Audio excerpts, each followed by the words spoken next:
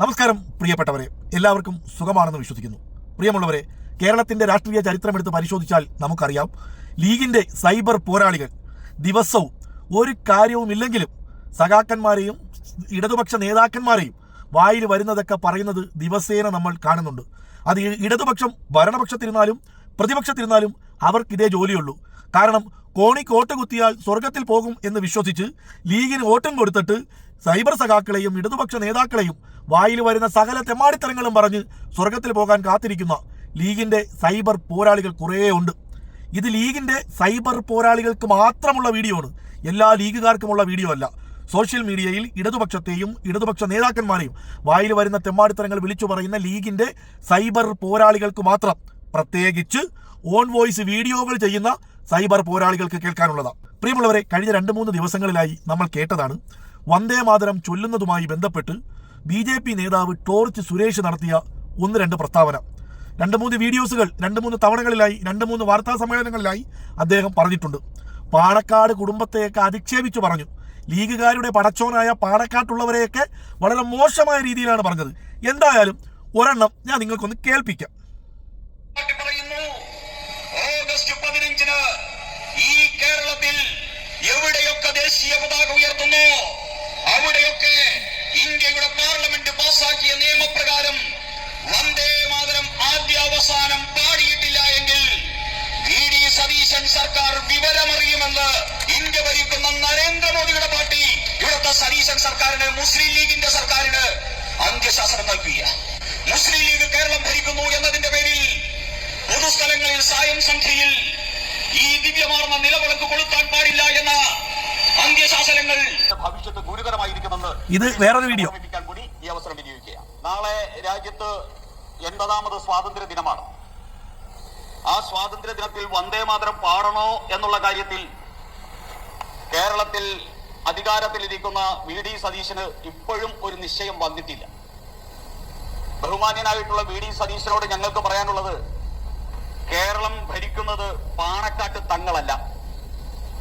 ബഹുമാനപ്പെട്ട VD സതീശനോട് ഞങ്ങൾക്ക് പറയാനുള്ളത്, കേരളത്തിൽ നിലനിൽക്കുന്ന നിയമം ശരീഅത്ത് നിയമവുമല്ല. അദ്ദേഹം മനസ്സിലാക്കേണ്ടത് ഡോക്ടർ BR അംബേദ്കർ തയ്യാറാക്കിയ ഇന്ത്യയുടെ. അപ്പൊ ഇതുപോലെ കുറെയൊക്കെ പറഞ്ഞു.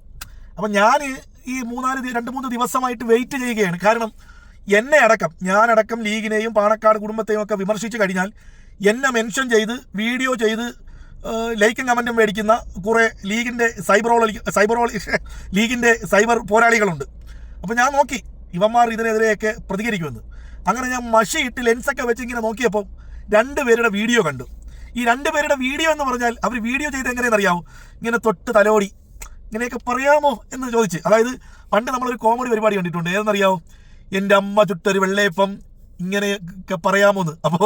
അപ്പോൾ ലീഗുകാർ പാടുകയാണ് എങ്ങനെ, ലീഗുകാർ ആ രീതിയിൽ എങ്ങനെ, ഞങ്ങൾ കലക്കി തന്ന നാരങ്ങ വെള്ളം വയറ് നിറയെ കുടിച്ചിട്ട് ഇങ്ങനെയൊക്കെ പറയാമോ, നാളെ നമ്മൾ കാണണ്ടേ എന്ന രീതിയിൽ 1-2 പേരുടെ വീഡിയോ ഞാൻ കണ്ട്.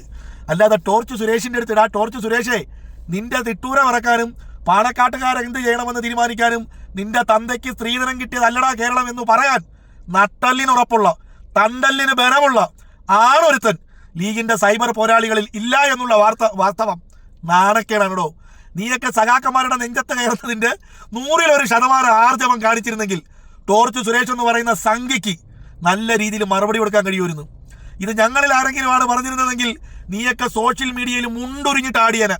പക്ഷെ സംഖ്യകളുടെ മുമ്പിൽ സംഘപരിവാർ കുനിയാൻ പറഞ്ഞാൽ മുട്ടിലിടയുന്ന നേതാക്കന്മാർ, അത് പാണക്കാട്ടുകാരടക്കം, സംഘപരിവാർ കുനിയാൻ പറഞ്ഞാൽ കുനിഞ്ഞിരുന്ന് നക്കി കൊടുക്കുന്ന കുറെ വിവരവും ഇല്ലാത്ത മന്ദബുദ്ധികളായ ഇനിയും നേരം വെളുക്കാത്ത കുറെ സൈബർ പോരാളികൾ.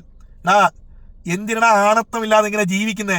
വാ തുറന്ന് പറയടാ ടോർച്ച് സുരേഷിനോട്, നിന്റെ തന്തയ്ക്ക് സ്ത്രീധനം കിട്ടിയതല്ലടാ ദൈവത്തിന്റെ നാടായ സ്വന്തം കേരളമെന്ന്. അത് പറയാൻ ആർജവമില്ലെങ്കിൽ ചോദ്യവുമില്ല ഉത്തരവുമില്ല, ന്യായീകരിച്ചോളൂ. ഞങ്ങൾ കലക്കി തന്ന നാരങ്ങ വെള്ളം ദാഹം തീരെ കുടിച്ചിട്ട് ഇങ്ങനെയൊക്കെ പറയാമോ, നാളെ നമ്മൾ കാണണ്ടേ. ഇനി ഇത്രയും പറഞ്ഞതിന്റെ പേരിൽ സംഘപരിവാറിനോടുള്ള ദേഷ്യം കൂടി തീർക്കുന്നത് നമ്മളെയൊക്കെ തന്തയ്ക്കും തെള്ളയ്ക്കും തെറി വിളിച്ചിട്ടാണ്. അള്ളാണ് തന്നെ എന്താ പറയാ. അള്ളാഹു താല ആകാശഭൂമികൾക്കിടയിൽ, ഞാൻ എപ്പോഴും പറയുന്ന ഒരു കാര്യമാണ്, അള്ളാഹു താല ആകാശഭൂമികൾക്കിടയിൽ 8 കോടിയിൽ പരം സൃഷ്ടികളെ അള്ളാഹു സൃഷ്ടിച്ചിട്ടുണ്ടെന്നാണ്. അത് മനുഷ്യരായിട്ടും സസ്യങ്ങളായിട്ടും മൃഗങ്ങളായിട്ടും പക്ഷികളായിട്ടും പറവകളായിട്ടും എല്ലാം കൂടെ 8 കോടിയിൽ പരം സൃഷ്ടികളെ അള്ളാഹ് സൃഷ്ടിച്ചിട്ടുണ്ട്. പക്ഷെ ഇതുപോലെ ഒരു വർഗത്തെ അള്ളാഹ് സൃഷ്ടിച്ചതിൽ എന്തിനാണ് അള്ളാഹുടെ ഉദ്ദേശമെന്ന് പടച്ച തമ്പുരാന് മാത്രമേ അറിയാവൂ. മനസ്സിലായില്ലേ? നാൽക്കാലി മൂരികൾക്ക് വരെ വിവരവും ബോധവും വെച്ച് നിങ്ങൾ അറിയുള്ളൂ. ഒരു മൂരിയെടുത്ത് നമ്മൾ ഇടയാൻ ചെന്നാൽ ആ മൂരി ഒന്ന് കുതറയെങ്കിലും ചെയ്യും ഇങ്ങനെ. ഇത് സംഘപരിവാർ ഇത്രയും പറഞ്ഞിട്ടേ ഒരു വാക്ക് കൊണ്ട് അവരെ നോവിക്കാൻ പോലും മനസ്സില്ലാത്ത ആ ഇരുകാരി മൂരികളുടെ മനസ്സുണ്ടല്ലോ, അപാരം. എല്ലാവർക്കും നന്മകൾ നേരുന്നു.